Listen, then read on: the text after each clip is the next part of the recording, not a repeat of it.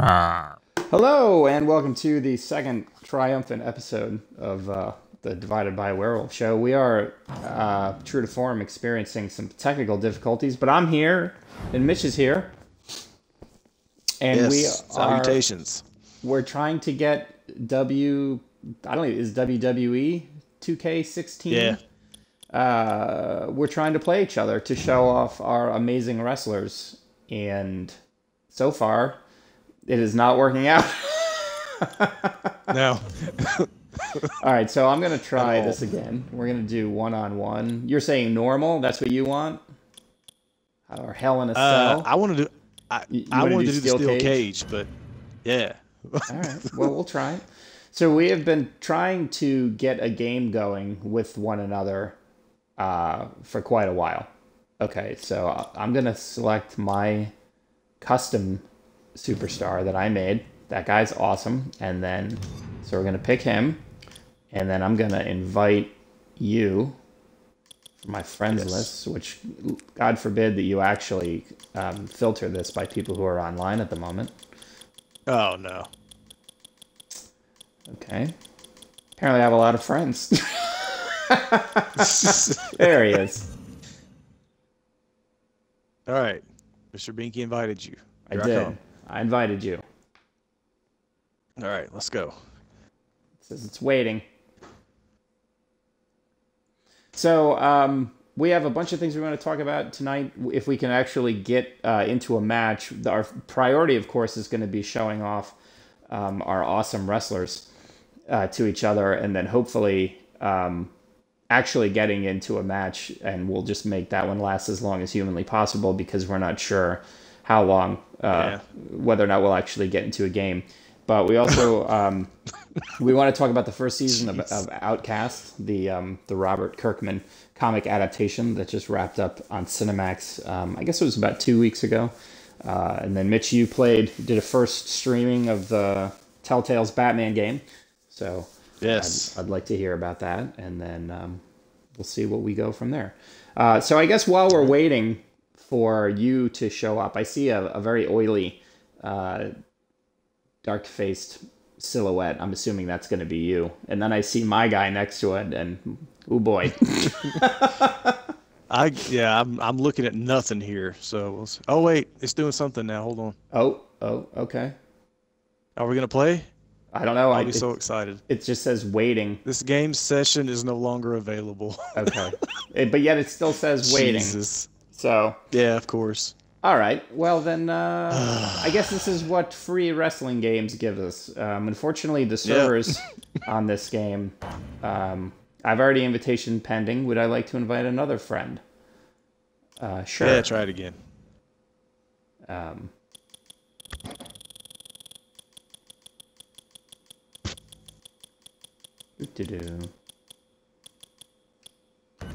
Worst comes to worst, we'll just we'll jump in Overwatch and play against the AI. All right. Well, while we're waiting, what would you like to get into first? You want to talk about your time with Batman before we get into Outcast? I'd rather get into Outcast because the Batman it's going to be brief. Okay. All right. Well, so I actually never read Outcast prior to watching the show, and in fact, I read the first two trade paperbacks. I didn't even realize I had one of them on my iPad until I finished the whole first season. But you read it from the beginning? Yes. Okay. And where? I'm a big Kirkman fan, so that's all I needed to know. It was a new Kirkman horror comic, and I was there. Okay. And how far, in terms of like, how long has the comic been around before they started doing the show? So, it had not been long. It had not been around long when they announced the show. Mm-hmm. But when the show actually started, I guess it was probably, I'd say probably 10 to 12 issues in. I think it's 18. They've taken a couple of like little breaks. Mm-hmm. I think 18 was the last one. but Okay. there were definitely breaks. It hasn't been 18 consecutive months. Okay. Because that's one of the things I noticed after having watched the first season and then going back and reading, I think the first 2 trade paperbacks is just the first 12, is how little of the story in the first season actually took place over the course of those 12 issues. Yeah. Yeah. But okay, so this was something I knew absolutely nothing about going into it. So I was just like, hey, I like Kirkman. I'm ready for anything. Oh, I've been invited to play WWE 2K16. Let's see if that works. Now, did you have high expectations for the show going into it based on like his work on Walking Dead, or were you just kind of like, I'm happy if any part of it shows up? Yeah, no, I did. Basically because I had read so many things about it, that he was really hands-on with it, whereas I think for The Walking Dead, I know he kind of wasn't. Like, it was kind of he was involved a little bit originally, but you know, Frank Darabont was really it was kind of his thing at first, and they had different writers and things like this. And Kirkman, I think, you know, he's a consultant, but he wasn't really that hands-on.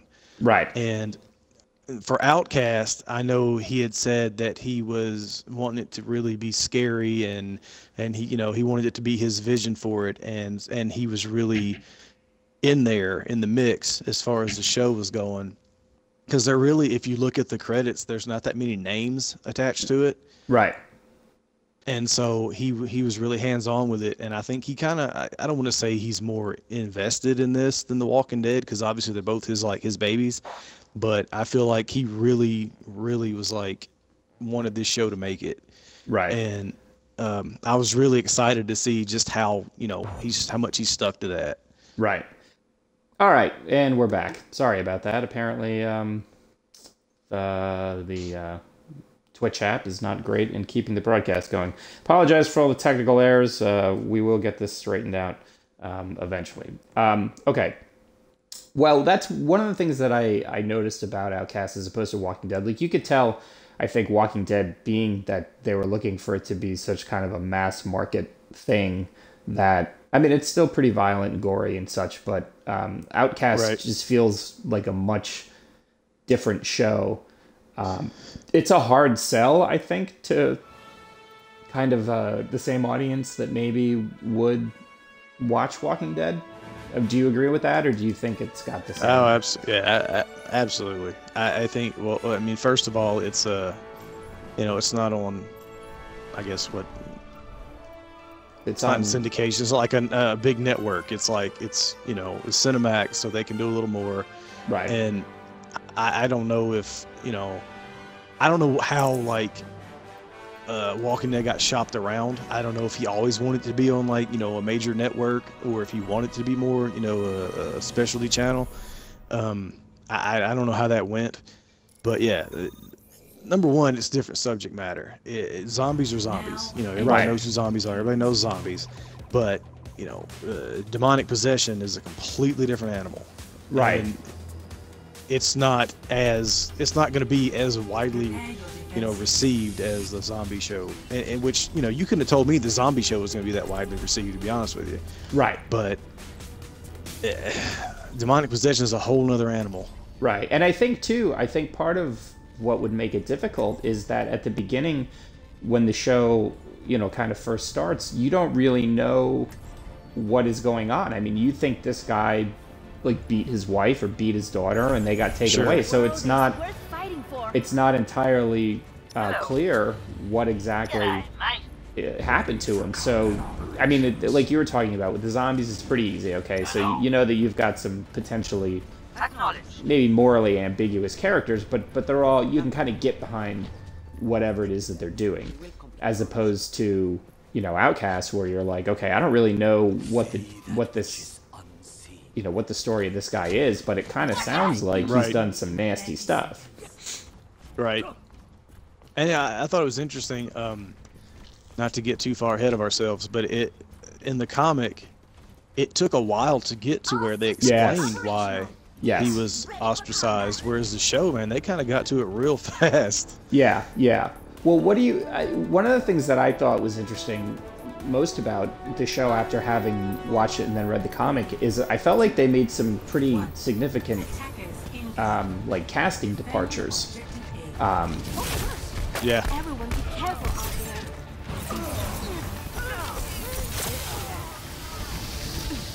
Like for example, I mean Kyle himself, like in the comic, they almost kind of paint him as more of a he seems like more immature. Like the way he's drawn, he just seems almost like an older teenager. To where, like you said, it took a while to kind of figure out what it is that was going on with him. But it almost seemed like he was just some guy who was like living at home. He never moved out of his house or whatever. Yeah. Whereas the casting for the show, they definitely seemed to skew older with him. So you knew from the outset that this was a grown man. There was something weird going on. Right. And the other thing, and I don't know if this is just me, but like for example, it seemed like and I hate to use this word, but I feel like it's almost like they kind of cleaned up some of the other characters a little. Like Donnie in the comics. So for people who haven't watched the show, Donnie. So Kyle Barnes, his mom kind of went crazy, and we find out later on she was possessed, and basically beat him, and then something happened, and she ended up getting put in the hospital, and he got adopted by a foster family, and at the same time that he was at the foster home, his foster sister Megan, that's her name, right? That's the sister's name. There was a kid there at the same time who would come into Megan's room and basically rape her, and until Kyle started sleeping on the floor in there and whatnot. In the comics, they kind of paint Donnie as, he's got like the trucker cap and the kind of the mutton chops, and they almost make him look kind of stereotypical, like almost kind of rednecky. Whereas in the show, they had the guy who was he was in the first season of Friday Night Lights. He was the I forget his name. He was the quarterback that got paralyzed, and so he's a much more kind of clean cut looking guy. And I think I don't know. It was Pam's fiance in The Office too. Right. And I feel like that made a bit of a difference because I don't know. Like they made other changes too. Like Megan in the comics, his foster sister. She's not as attractive. Like you can tell they weren't really trying to make her like attractive in the comics, but yet in the show. And I understand to a certain degree that they're going to do that. But I felt like the casting for Walking Dead, with the exception of Rick, who doesn't really look anything like what he looks like in the comics. Right. They did a pretty spot on job in terms of like matching up how people looked, and it was just interesting to see, to me anyway, the differences and the choices they made in casting this show. And I wonder how much of that had to do with the fact that it is a bit of a harder sell. Yeah, I can see that for sure. Because and again, it's been a while since I read the comics. I really wish I'd have gone back and read them prior to watching the show. Because like this last week, like that's pretty much all I've done. I was just obsessed about this show because it's so good. And I just, man, aside from the last few issues, there's really not that much of the earlier stuff that I remember. I remember it being different, but as far as specifics, I read too many comics. Right. Now, okay, so you had said to me that you didn't want to talk to me about the comics or whatever because you weren't sure how far the show went and you didn't want to spoil something. Right. Right. So now that you've finished and I finished, how far along in the comics does the first season of the show kind of track to? It's kind of funny. From the best of my recollection, again, it's been a while, but it's almost like the show pretty much caught the comic, or at least it started taking, like The Walking Dead, it sort of followed it and then started taking its own liberties. Right. It seemed like they moved a lot some of plot points around, for example. Yes. So I can't even tell you. Like, I feel like this show is ahead of the comic in lots of ways and behind the comic in lots of ways. So it's hard to really say what, because the show I felt like almost spoiled some things for me that I wasn't aware of, and like I said. Oh, really? From the start. some of the things I was just like, and even some of the relationships with the characters, I was like, wow, that is polar opposite from the comic that I remember. Yeah, like so, you know, we're gonna spoil some stuff here. It's just easier to talk about it that way. But one of the things that I was, you know, as I was reading it, so at the end of the first season, Megan gets possessed, and so she actually kills her husband. So her husband is he's a sheriff's deputy, and he had gotten fired because he went and beat up Donnie, and then she gets possessed and kills him.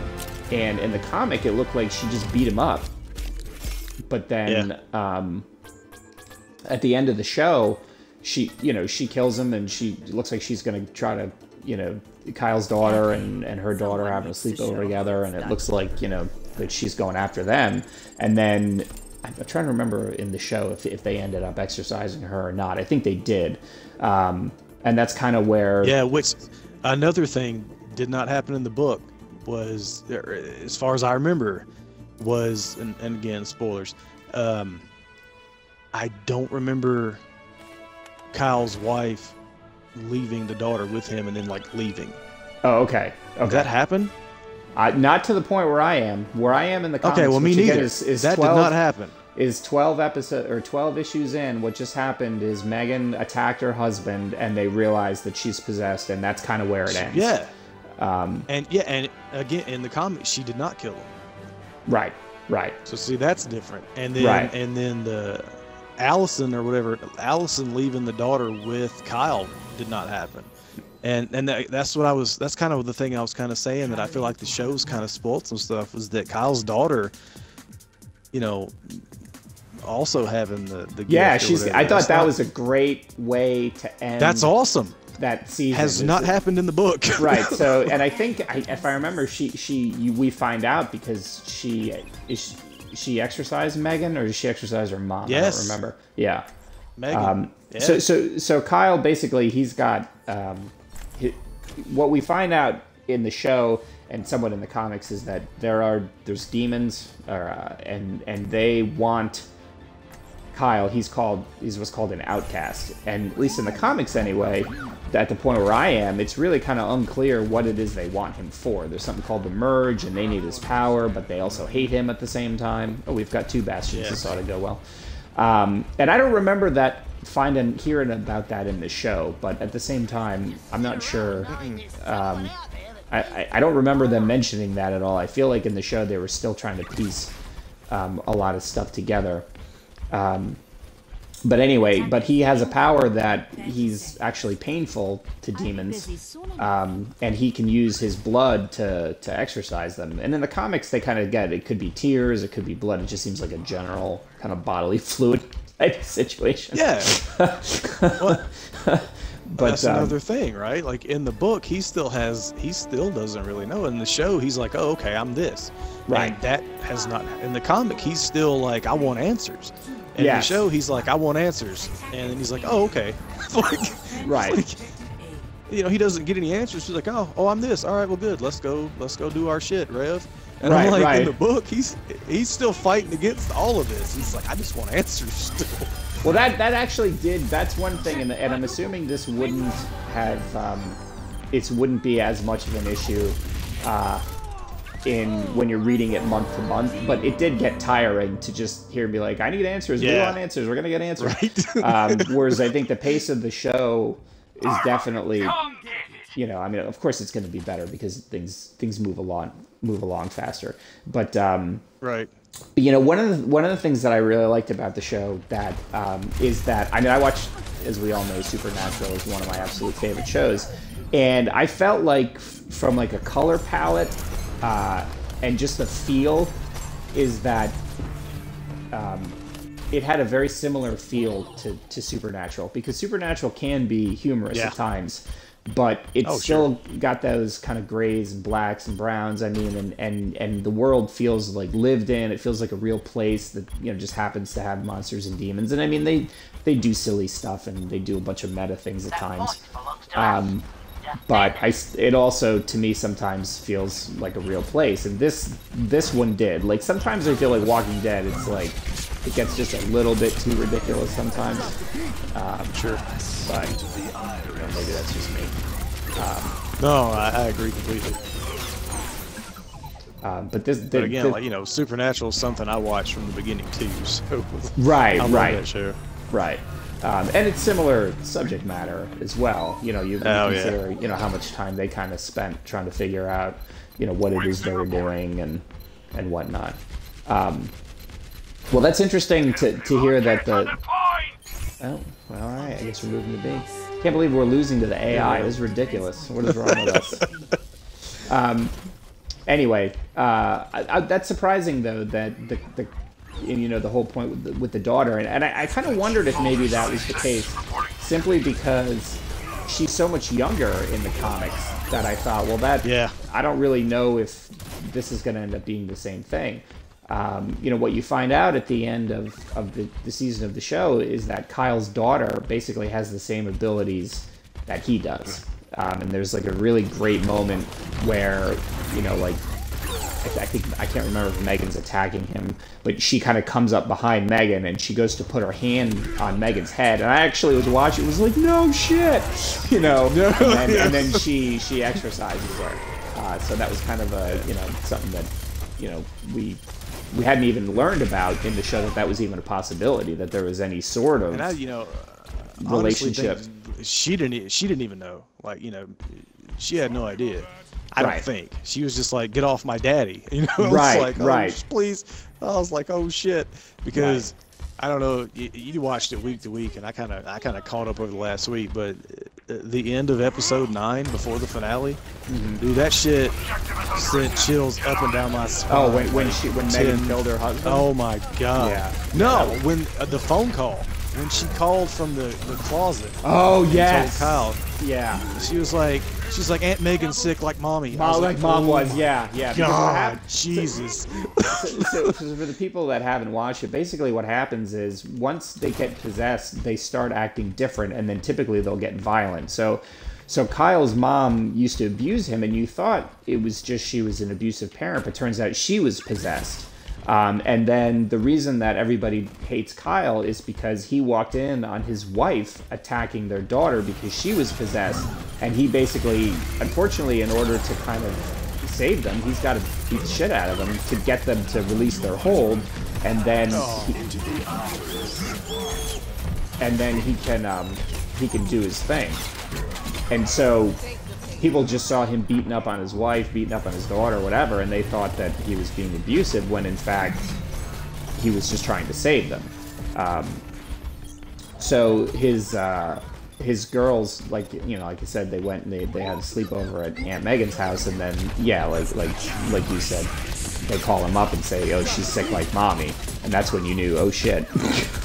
Yes. Oh my god. It was about to go down. But I mean, I think they did a really good job. I mean, I don't know if you watched Penny Dreadful at all. I mean, it's a much different show.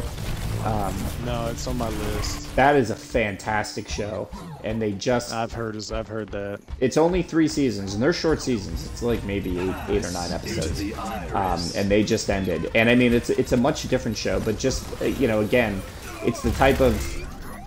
You wouldn't be able to have that show, on any sort of network. Even a premium cable. It's too weird, for one thing. Well, it is. I mean, it's kind of like League of Extraordinary Gentlemen, but it's also not, and it uses characters from literature, but really not in a way that you kind of expect them to. Like, they originally frame it as, oh, it's these characters from literature, and they're going to team up and fight monsters, and it turns into something similar to that. But in the first season, that's kind of the focus, but then it goes, really goes away from that in subsequent seasons. But I think it's a great show. I'm glad they did it. But Outcast definitely is a bit of a harder sell. And Cinemax, I don't remember them. Did you ever watch Banshee on Cinemax? No. Okay, so that was a show about this guy who was like an ex-con, and he gets out of jail, and he comes into this town of Banshee in Pennsylvania, and the first night that he shows up, the new police chief also shows up in town, and the guy gets killed in a bar fight, and so he assumes the identity of the police chief. Well, then you find out that like his ex-girlfriend lives in the town. I think that may be why I think that's why he went, because he was trying to get back some money from some score they had done together, and it's like being run by this like crime lord, and then it kind of goes from there. That's the last, that and Strike Back. I don't know if you ever watched that on Cinemax. That was a really good show too. You know, they don't have the same kind of like prestige shows as like you know, like a Game of Thrones or you know, some of the other premium networks. In fact, I can't even remember any shows that they do. So for them to have something like this, I think is great. Because it's a fantastic show. Now, do you know if they're picking it up for subsequent seasons? I want to say I read that they were, but I can't. I'm not 100% sure. I hope so. Yeah. Especially after watching the first season, I hope it did well enough, because I would love to see more of it. I mean, I think the threshold, you know, thankfully for premium channels like that, the threshold for ratings, viewers, or whatever you want to call them, is usually a lot lower. You know, Penny Dreadful, you know, did not have a huge audience, not by any stretch of the imagination. That was Showtime? That was Showtime, Is that right? Yeah. Okay, yeah. Oh, that channel in and of itself doesn't have a huge user base, I don't think. So. You know, it's funny because, you know, when you and I were kids, you got HBO and stuff so that you could watch movies. Yeah. And now nobody cares about movies because they've either been on Netflix or you know, whatever. You could have, you know, watched them on Redbox a year ago. So really, who cares about the movies? Yeah. But, you know, you watch for the TV shows. No, everybody's dead. I wasted my ultimate on that. This is the most I think I've ever played as Bastion. I tried another night because I was tired of getting killed by him a lot. But yeah, I don't know how people play as Bastion, because he's such an asshole when I play against him, but when I play as him, he's an even bigger asshole because he's terrible. Because he hates you. Yeah, right. Okay, so getting back to Outcast, the whole thing with the burning trailer, and is that just something that's not in the comics at all? Because I don't. Not that I remember. Okay, I was going to say, because that was something that whole plot line I wasn't really sure of kind of what was going on there, and then so I was kind of looking for the comics for some clarification, and there really wasn't anything. Didn't find it. Yeah, but how good is Brent Spiner as the devil? Get right, or Sydney, whatever. Yeah, well, he calls himself the devil in the comics, or does he just not? And he kind of lets the Reverend believe that he is. Yeah, he hasn't. They kind of come out and said what Sydney is. I love how he's playing it. He's like, oh yeah, you know, you can call me what you want to call me. You know, right. I'm here to get shit done. You know, like there's something going on here, and I'm in charge of it. So. Right. Okay. Because I got that. You know, I mean, I know with like, you know, the carving the pentagram and the Reverend and all that. Like, I mean, you get the impression that they're trying to say he's the devil, but I was also like, you know, I'm not sure he actually is, or he's just. No, I he's don't just think happy so. letting the Reverend and Kyle believe that he is. Right. Yeah. But yeah, I think there's obviously there's something much larger going on, and I don't think he's definitely not in charge of everything. He may be over like what we're doing on Earth right now, or Earth or whatever the hell, you know, whatever you call it. But no, I think he answers to a much higher or lower power. Yeah, exactly. And I don't think we've been introduced to that power just yet. Yeah. But Brent Spiner. The fact that they say they need Kyle still tells me that no. Because if it was like the devil, he wouldn't need shit, you know. So that's true. Well, but you know, on Supernatural, he needed Sammy for some stuff, so you know. This is true. But yeah, Brent Spiner plays Sydney, and he does a fantastic. I mean, that dude is creepy as fuck. Holy shit! Yes. I was like, Data, whatever. You know, like when you know the casting, I was like, okay, sure, you know. But no, man, that dude was fucking creepy. Everybody in that show to me does a great job. Like that. We're gonna double the cast up. Is phenomenal. We're doubling up Reapers. We're gonna Reaper stack. Or not Reaper, McCree. Right. Sorry. You and me. I was gonna say I'll go Reaper. No, we're gonna do McCree. Okay. So, you mentioned this before, and I want to. You said you only got through one. Was it 1.5 episodes of Preacher? A half might be an exaggeration. Oh, so not even one. I got through one. Okay. But I'm not sure the second episode. I don't think I got through half. Okay. And It's like, you were not a fan? no. Oh no.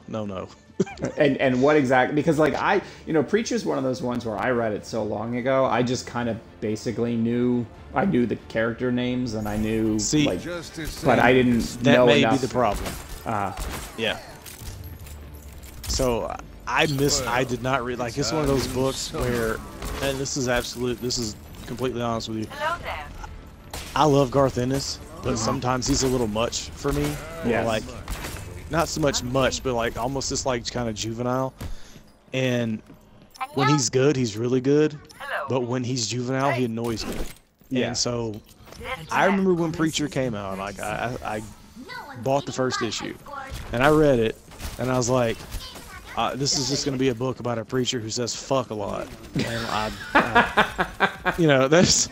that doesn't interest me. I'm sorry, it just doesn't interest me. So I didn't get the rest of it. And then, it becomes like this phenomenon almost. I remember I was working at a comic book shop in Carrollton when the number 60 came out, the final issue. Yeah. And first time in my life, I witnessed a line outside of a comic book store. Really?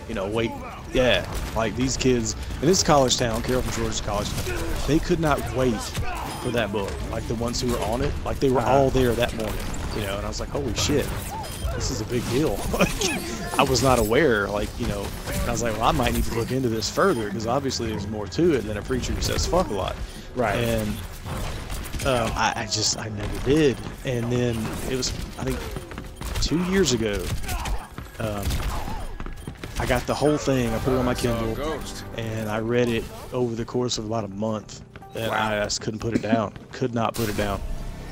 And I loved it. So I think that's my problem, right? Like I was still fresh off of experiencing the entire thing in one, not one sitting, but like one just stretch of just reading. Right. And so I was just like, this is not at all what I read. It's like, at all. Nobody looks like they're supposed to. The Cassidy was the only one who didn't hurt me. Yeah, it's funny because I think for me, I was like, all right, I don't think this is what it's supposed to be. But I didn't mind it so much. I felt like it took a really long time. And I know you didn't watch the whole thing, but I felt like it took a really long time kind of to get going. Yeah. And but then once it did, I felt like it picked up. It's just that here's my biggest problem with it is that I'm securing the objective. Anyone want to join? there we go. I had to high noon it. So you go through this whole first season, and they're setting up all these relationships between. Obviously between Tulip, Cassidy, and Preacher, Jesse. and so, Jesse. Yeah, so that makes sense. But then they're also setting up all these relationships between people in the town and like people who worked in his church with him, and our space, and the sheriff, and the guy who runs the meatpacking plant, and all that stuff, right? So they set all this stuff up, and then the last episode of the season. The town blows up and everybody in it dies. Jesus. Yeah, they do the whole thing where like the underground, all the methane that was being collected underground from the meatpacking plant goes up, and everybody in the town, like the whole town, is wiped out.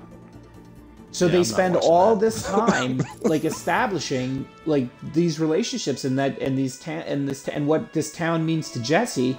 And why he wasn't with Tulip, or why it was so important to him to try to bring God to the town. And they do the whole thing where the angel is faking that he's God, and he dresses up like him, and then he tells him that God left. And so you kind of like, okay, well that makes you understand why Jesse leaves to go find him.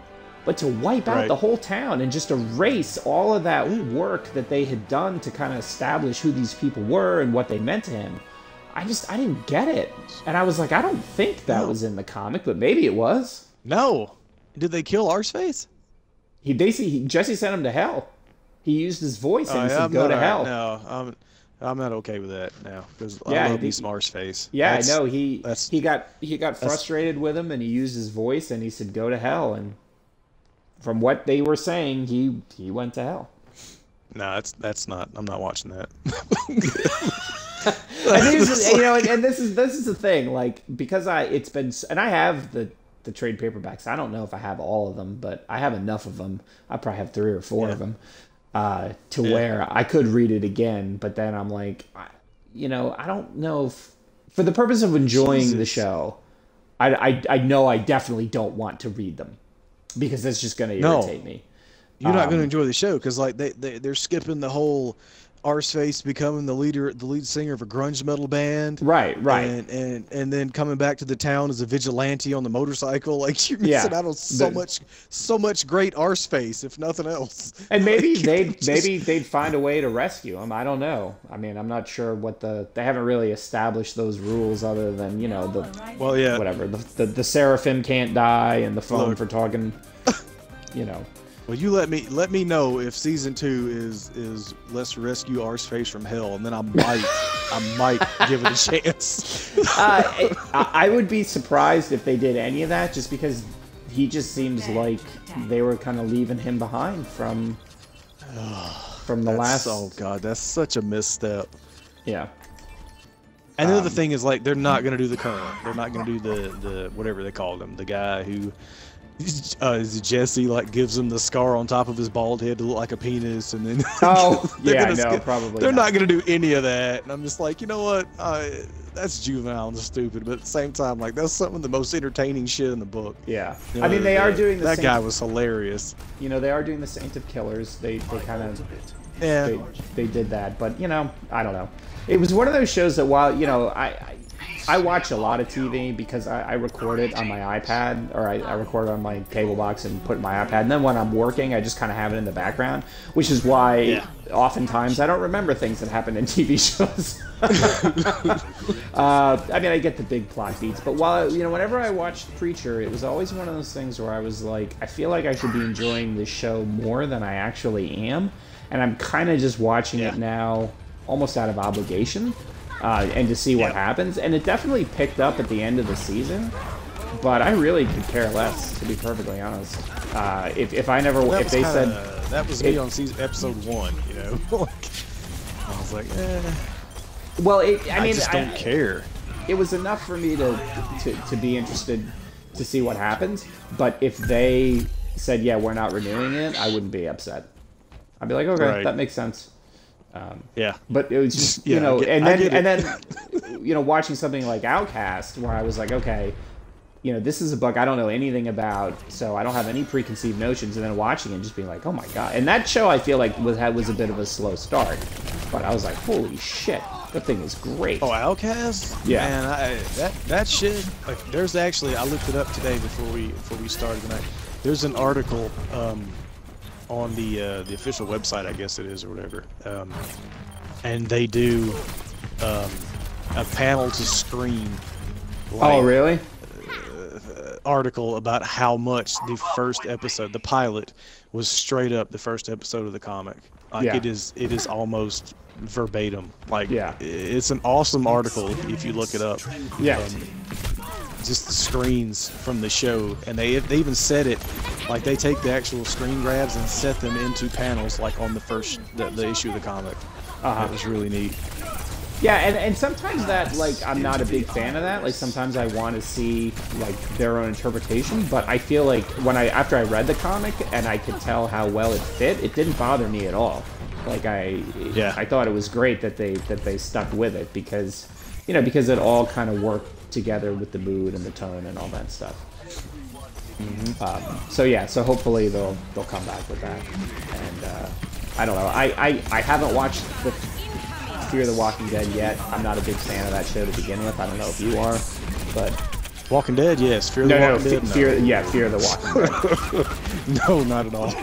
Have you watched it, like, a lot? Or? I watched the first season, and I've not seen anything else. Really? The reason I like it is because Kim...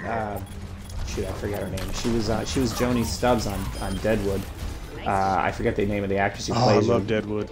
But so the actress that plays her, that's also in Fear the Walking Dead. She's the mom or the stepmom. Yeah, she's great. I love her, and I keep wanting her to be in a show that's really good. And since Deadwood, she hasn't been. Yeah, exactly. Yeah. So, but I don't really know what they're doing with it. It just seems kind of aimless. Yeah. So we'll see. But all right. So enough about TV. So I did not. I did not watch your stream of Batman because I will probably play it, and I didn't want to have anything spoiled. But okay. How are you liking it so far?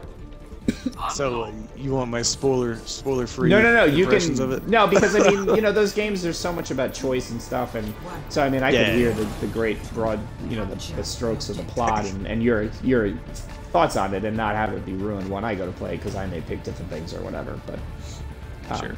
So obviously, I've only streamed. I'm not only playing on the stream, so I played. What, about 40 minutes or so of it? I got basically the first two achievements, so the first two chapters of part 1, whatever you call it. It's funny. It sort of seems like it's like chronologically, it's sort of taking place at different times. Okay. The story's kind of moving around just a little bit, not too much. Like I'm not too, but you start off with these guys who are breaking into City Hall. And it's sort of funny. They're all wearing like these masks, and they look like that latest run on the Punisher, where he had like a helmet with the skull painted on the front. Yeah. So it looks like a group of the Punishers from that series, but they're recreating the plot to Die Hard. Like, but instead of breaking into Nakatomi Tower, they're breaking into City Hall for some reason, and you don't know why. And Batman comes in and does his Batman thing where he fucking kicks in windows and whatnot and is being all menacing and scaring them, and takes them all down. And then you fight Catwoman over what looks like some sort of a hard drive or something, but you don't really know what's on it. And then you're in Wayne Manor for the rest of what I played, and it's some kind of I guess Harvey Dent's running for mayor or something, and then Falcone shows up, and I was a dick to Falcone because yeah. So I was like, I was a dick to him. Yeah. So far, lots of characters, Alfred and of course Batman and. Falcone shows up and he's like, I'm gonna buy this house one day. This is a nice house. And I was like, fuck you. It's Wayne Manor. So every conversation tree that option I was given, I was a dick to him. I was like, nah, fuck this guy. And so he's like, yeah, he's kind of like, you're gonna pay for that later. And I'm like, no, I won't.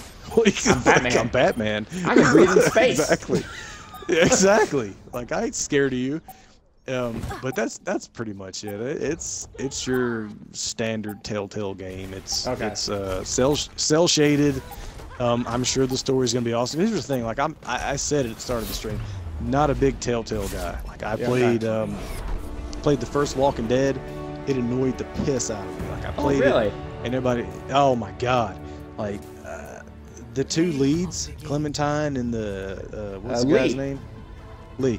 It annoyed the shit out of me. Really? And yes. Oh my god. Like if he had said Clementine one more time, I was done. like 90% of the dialogue in the game was Clementine, Lee. One more time, I was done. So you didn't feel an emotional resonance from the two of them? Not at all. No. Okay. Did not make me sad when what happened. Didn't give a fuck. Didn't care if I ever saw either one of them again. So then you didn't play. You didn't play year 2 then, or chapter whatever. No, I didn't. I did not actually. Time grows up.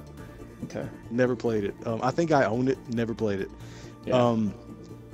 I love Fable the comic, but I was so over that first Walking Dead game, had no interest in playing the Wolf Among Us. It was okay. It was okay. No, what happened was, like, my brother bought it for me for Christmas. Oh, like, okay. The physical disc, and it was one of the only games I had on the Xbox One at that Oh. time, because I hadn't had one that long. I was like, I guess I'll play this shit. I ended up loving it. I loved The Wolf Among Us. Like, I was completely into that story, because I had not read Fable in a while, because I ended up dropping it around like issue 100 or so. Right. And so I was like, man, I miss these characters, so I was all about it. I like the I got really into that. The game itself, I was just kind of okay on. Our world is All right. worth fighting And then for. we've talked about before, I don't give the first fuck about Game of Thrones, so I didn't play that one. I didn't play that one either. No. So like this one, but I knew I was gonna play it, and I was like, I'm gonna wait for the physical, because I like, I'm weird, I like physical copies, and I was gonna wait for that, and then I got tired of having not played it, so I downloaded it to do, for partially for the stream, but also because I was just tired of having not played it. Right.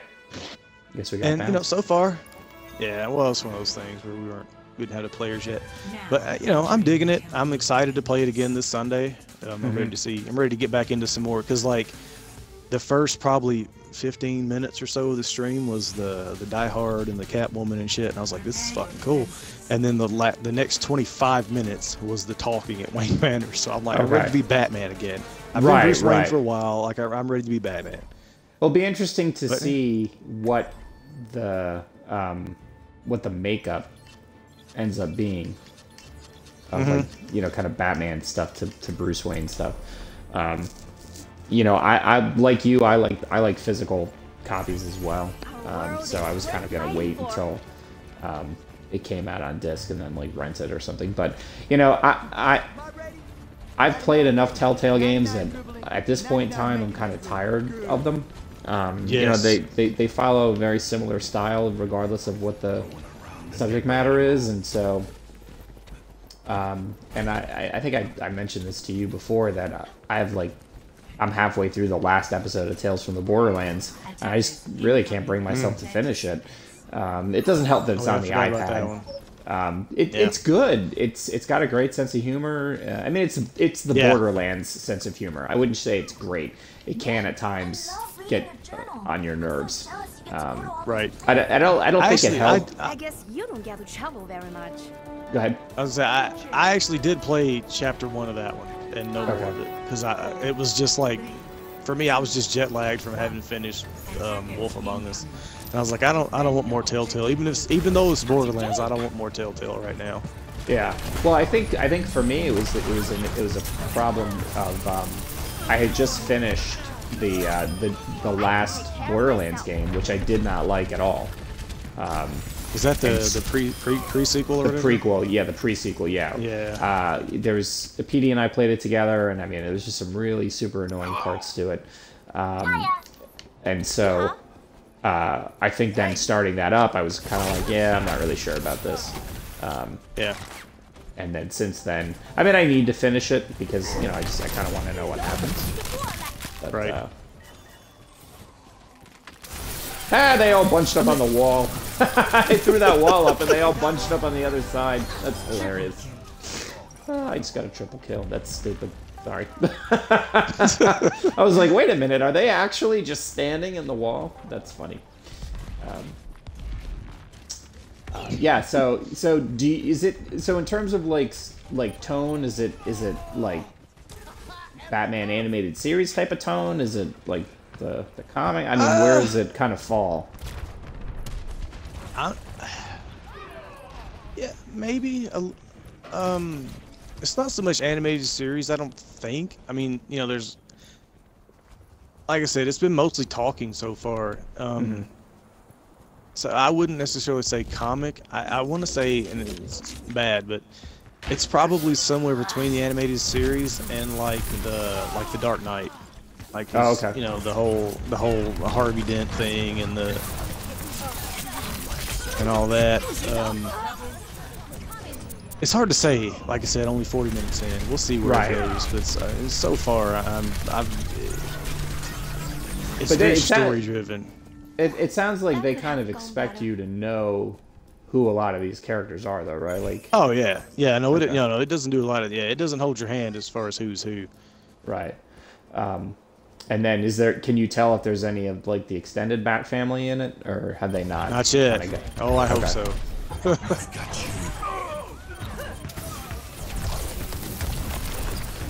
Oh, Zarya, no. I really, really want to see the Scarecrow and some of my, my favorites. Right. Well, cool. Well, I'll be interested to hear how it goes. I'll probably watch the stream. The problem is, when you were streaming, I actually had it on, and then I started seeing stuff. I was like, oh wait, no, I don't want to see that. No spoilers.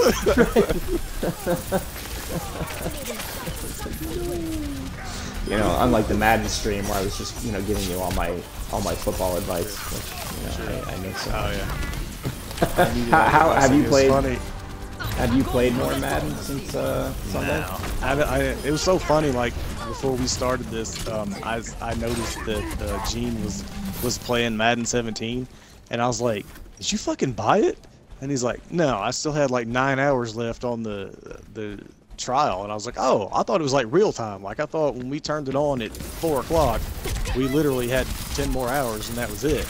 I didn't realize it was like we get to play it for 10 more hours. So yeah, I can play more of it now. I haven't. I didn't know. Oh, that. It's not something that's unlocked as part of the access. Like that was just a preview that was unlocked.